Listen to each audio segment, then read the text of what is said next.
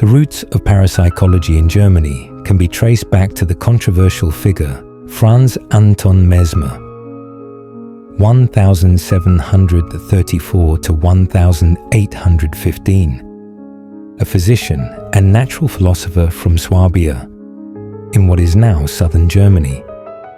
Mesmer proposed the existence of a universal fluid or force that permeated all living beings, a concept he called animal magnetism, magnetismus animalis. According to Mesmer, this invisible force could be manipulated to cure illness and restore balance in the human body. Mesmer believed that physical and psychological ailments stemmed from imbalances or blockages in this magnetic fluid. He used a variety of techniques, such as passing his hands over the body, using magnets, or having patients sit around a bouquet, a tub filled with iron filings and rods, to redistribute this vital energy. These sessions often induced dramatic effects, including trances, convulsions, and altered states of consciousness, which Mesmer interpreted as evidence of the fluid's presence and power. Though Mesmer's theories were officially discredited in 1784 by a French royal commission, which included Benjamin Franklin, the spectacle and mystery surrounding his treatments captured the imagination of the public across Europe. The scenes from his sessions, patients swooning, shaking, or entering trance-like states, blurred the lines between science, theatre, and the occult. For many, it opened a gateway to thinking about unseen forces and non-physical influences on consciousness and behaviour. Even after his professional disgrace, mesmerism remained culturally potent. It influenced not only early psychological and hypnotic studies, but also spiritualist practices in the 19th century. The idea that unseen energies could affect the mind and body would echo in later theories of psychic energy, clairvoyance, and telepathy, all key elements of parapsychology. Mesmer's emphasis on altered states and his quasi-scientific framing laid early groundwork for a more systematic inquiry into paranormal phenomena. In Germany and beyond, mesmerism became a kind of proto-parapsychology, an early attempt to fuse natural science with metaphysical speculation. It wasn't yet a science, but it stirred a fascination with consciousness, healing, and hidden forces that would endure and evolve for centuries. By the mid-1800s, the spiritualist movement, which began in the United States, swept across Europe, and Germany was no exception. While Mesmer had sparked an interest in invisible forces and altered states of mind, spiritualism gave these ideas a mystical and emotional focus. Direct communication with the dead, séances, table turning, automatic writing, and trance mediumship became fashionable forms of after-dinner entertainment in middle and upper-class homes throughout Germany. These practices, though often dismissed as fads, attracted both genuine curiosity and philosophical interest. Unlike many other countries, Germany had a robust tradition of philosophical idealism and introspection, which made it uniquely fertile ground for deeper explorations of consciousness and the unseen. Gustav Fechner, 1801-1887, best known as a founder of psychophysics, sought to unite the physical and the spiritual. He proposed that all things, even the earth itself, possessed consciousness, a view that blurred the boundary between natural science and metaphysics. Wilhelm Wundt, 1832-1920, often called the father of experimental psychology, was more skeptical of the paranormal. However, his pioneering work in perception, introspection, and the structure of consciousness laid a methodological foundation that later researchers, both psychologists and parapsychologists, would build upon. Carl Gustav Carus 1789 to 1869, a physician, painter, and philosopher, introduced ideas about the unconscious mind long before Freud. He believed that the unconscious had spiritual dimensions and could be accessed through dreams, art, and altered states, an idea resonant with both psychological and mystical traditions. These thinkers straddled the line between empirical psychology and romantic metaphysics, helping to legitimize the study of inner experience and subjective phenomena as worthy of academic inquiry. One of the most pivotal figures in Germany's 19th century parapsychological landscape was Dr. Albert von Schrenck-Notzing, 1862 to 1929. A practicing physician with a strong interest in psychiatry and hypnosis, he became one of the first major scientists to systematically investigate physical mediumship. He is perhaps best known for his research with Eusapia Palladino, an Italian medium who claimed to produce levitations, spirit touches, and movements of objects without contact. Schrenck-Notzing conducted dozens of séances under what he described as controlled conditions, documenting phenomena photographically and in detailed reports. Despite controversy, his work drew considerable attention from other European psychical researchers. Later, he studied Eva Carrière, a young French medium allegedly capable of producing ectoplasm, a mysterious substance that seemed to emerge from her body during séances. Schrenck-Notzing took hundreds of photographs, many showing ectoplasmic forms resembling faces, hands, or symbols. He believed them to be genuine psychic materializations, although critics would later accuse Eva of fraud and question the scientific rigor of the conditions.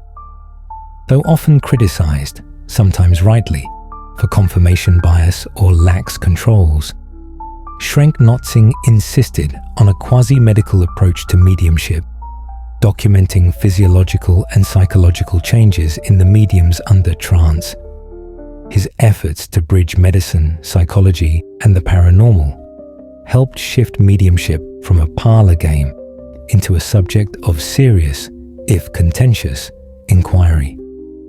Germany's 19th century contribution to the development of parapsychology was unique in its fusion of romantic mysticism, scientific rigor, and philosophical depth. Unlike the sensationalism that often accompanied spiritualism in other countries, many German thinkers approached these phenomena with a deep sense of ontological seriousness, asking not just, is it real, but what does it mean for the nature of mind and reality? By the dawn of the 20th century, Germany had already seeded many of the core themes that would define parapsychology. The role of the unconscious mind in anomalous experience, the search for scientific methods to explore occult phenomena, the lingering tension between skepticism and belief. This legacy would carry forward into the next phase of German parapsychology, particularly during the interwar years and the 20th century interest in consciousness studies, mysticism, and state-sponsored research. As the 20th century dawned and Europe reeled from the devastation of the First World War, parapsychology in Germany began to take on a more formal, institutional shape. While much of Europe remained content with amateur investigations, spiritualist circles, or philosophical speculation, Germany moved decisively toward establishing parapsychology as a legitimate academic and scientific discipline. This period marked Germany as a global leader in psychical research, not merely in terms of popular interest, but in the formalization of institutes, professorships, and academic research frameworks. Though it was not officially established until 1950, the Institut für Grenzgebiete der Psychologie und Psychohygiene, IGPP, translated as the Institute for Frontier Areas of Psychology and Mental Health, has intellectual roots reaching back to the interwar period. The spirit of the IGPP emerged from a cultural and academic milieu in Freiburg, where questions of the unconscious, psychic experience, and altered states were being discussed at the interface of psychology, psychiatry, philosophy, and mysticism. The term Grenzgebiete, border areas, reflected the desire to explore liminal aspects of human consciousness, phenomena that seemed to lie between accepted scientific understanding and the unknown. The aftermath of World War I created fertile ground for these inquiries. With death and trauma so widespread, public and scholarly interest surged in survival after death, the meaning of consciousness, and anomalous experiences such as apparitions, hauntings, and spontaneous trance states. Grief, disillusionment with mechanistic science, and a resurgence of interest in metaphysics converged to give parapsychological research new urgency. One of the most respected intellectuals to align himself with psychic research in this era was Hans Driesch, 1867 to 1941. Originally a biologist, Driesch had made his name through embryology and became one of the leading proponents of vitalism, the theory that life is governed by a non-physical force, distinct from chemical or mechanical processes. Driesch believed that mechanistic biology could not fully explain the development and organization of living organisms. This belief in an entelechy, a guiding life force, naturally inclined him toward parapsychological phenomena, which also seemed to defy mechanistic explanation. He argued that if vital forces existed in biology, they might also extend into mental or psychic domains, making phenomena like telepathy or precognition plausible within a broader natural order. Driesch's international credibility lent prestige to the field. In 1931, he was elected president of the British Society for Psychical Research, a rare honor for a non-British academic, highlighting his unique role as a bridge between German idealism and Anglo-American empiricism. A monumental moment came in 1932, when the University of Freiburg established an academic chair for parapsychology. A landmark decision, unprecedented in most of the world. The chair was granted to Hans Bender, 1907 to 1991, a psychologist who would become the most prominent parapsychologist in modern German history.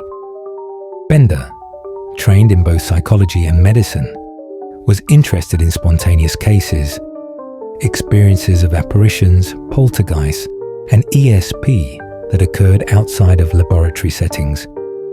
He believed these incidents offered raw data for understanding the depths of the human psyche, often touching on trauma, dissociation, or unconscious projections.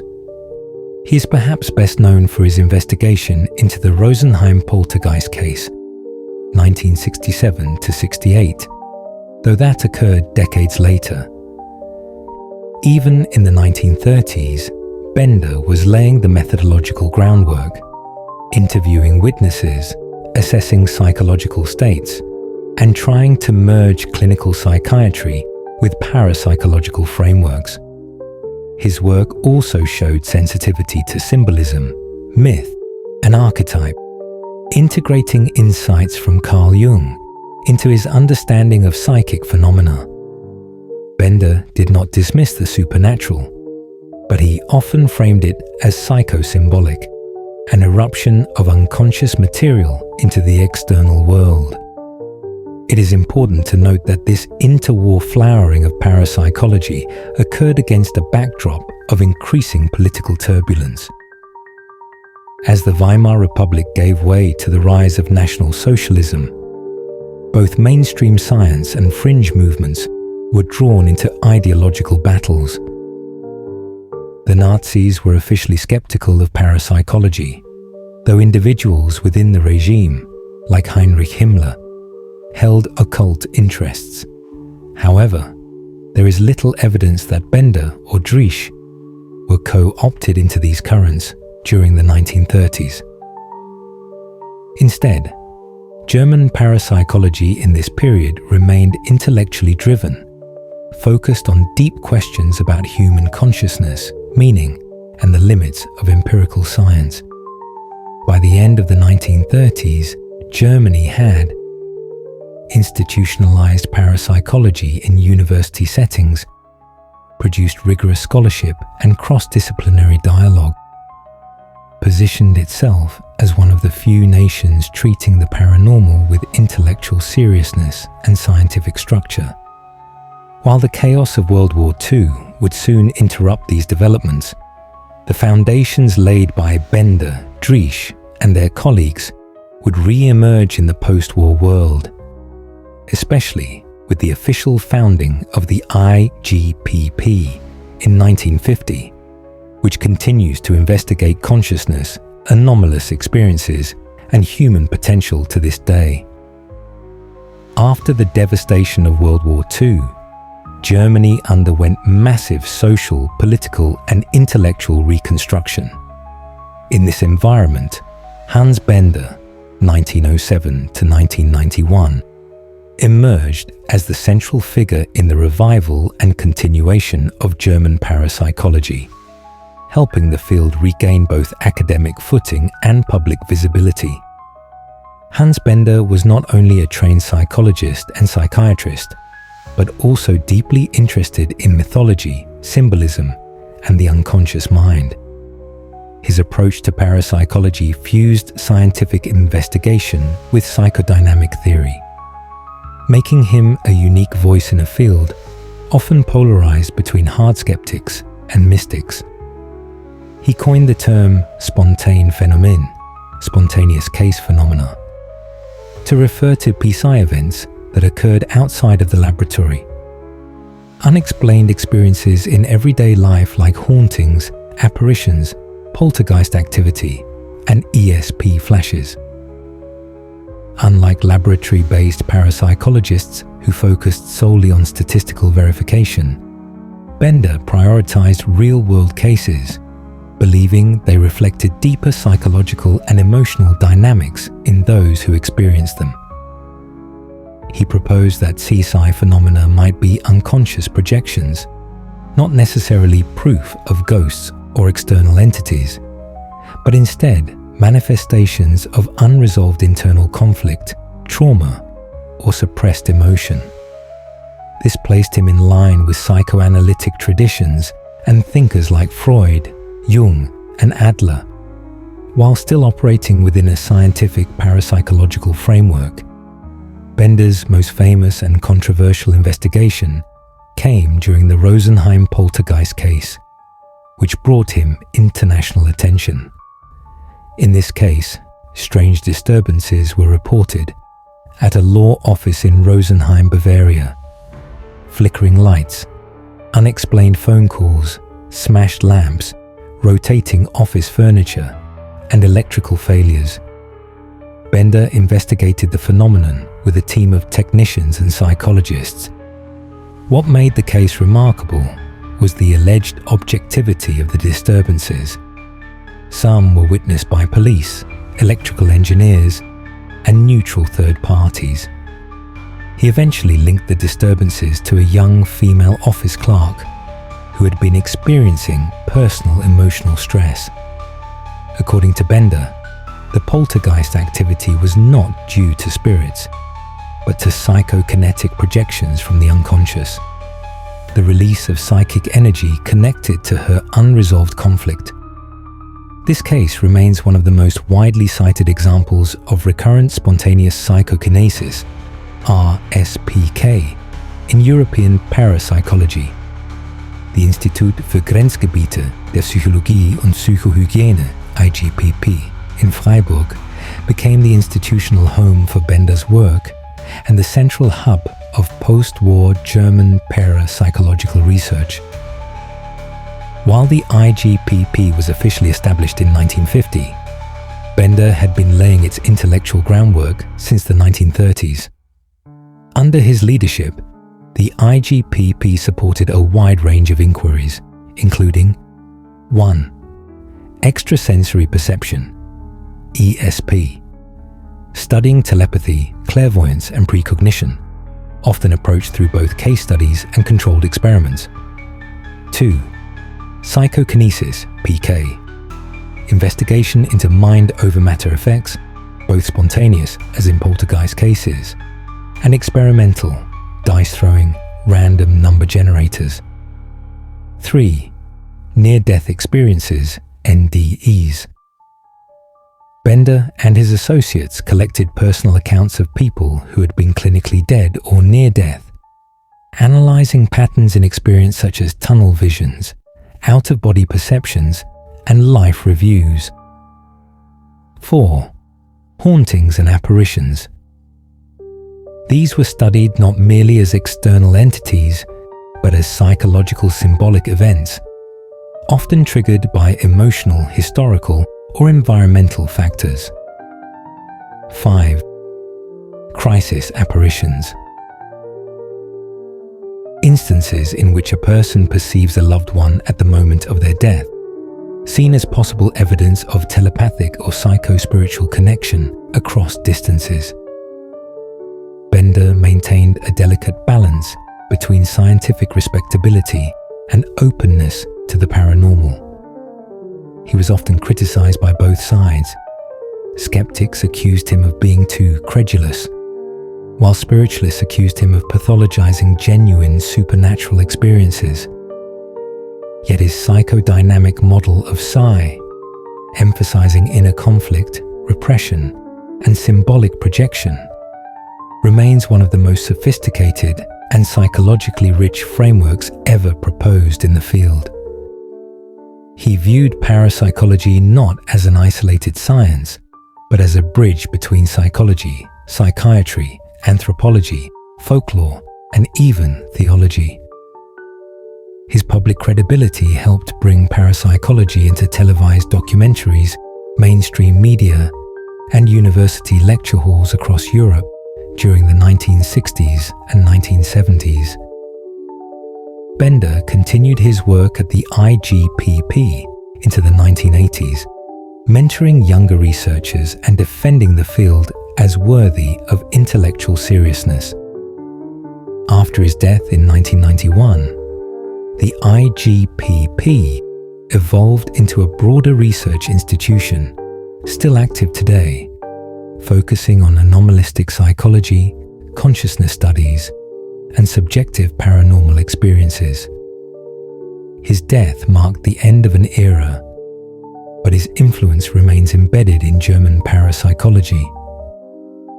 Bender made it possible for the field to straddle science and subjectivity, grounding extraordinary experiences in human depth rather than fringe mysticism or mere fantasy.